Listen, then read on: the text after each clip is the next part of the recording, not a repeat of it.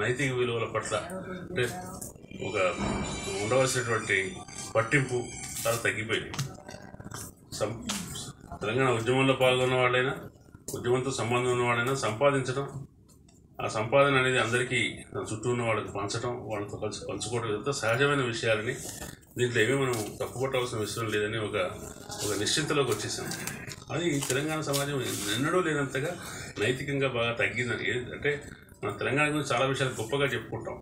ఒకటి, మనల్ని మనం ఎక్కువ బోస్ట్ చేసుకోం, ఎక్కువ చాటింపు వేసుకోం, మనకు ఎక్కువ డబ్బు విషయంలో పట్టింపు ఉంటుంది, మనకు ఆశయాలు ఎక్కువ, పోరాటం ఎక్కువ, ఇటువంటి మనం చెప్పుకుంటూ ఉంటాం. ఆ మౌలికమైనటువంటి మనం చెప్పుకునే లక్షణాల్లోనే చాలా కాంప్రమైజ్ అవుతూ వచ్చాం 10 సంవత్సరాలు.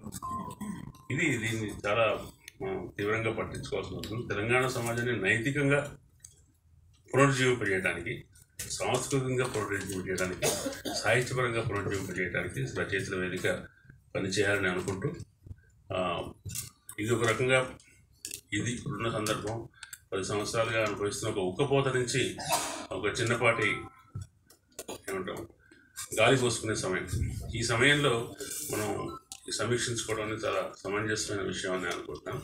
ఈ సమీక్షించుకోవడం అనేది మోర్ ప్రొడక్టివ్గా ఎక్కువ మనం ప్రోగ్రామ్ ఇవ్వగలిగితే ఈ మహాసభ చాలా బాగుంటుందని చెప్తూ మీ ఆచరణలో మీరు విజయవంతం కావాలని కోరుతున్నాను. Thank you.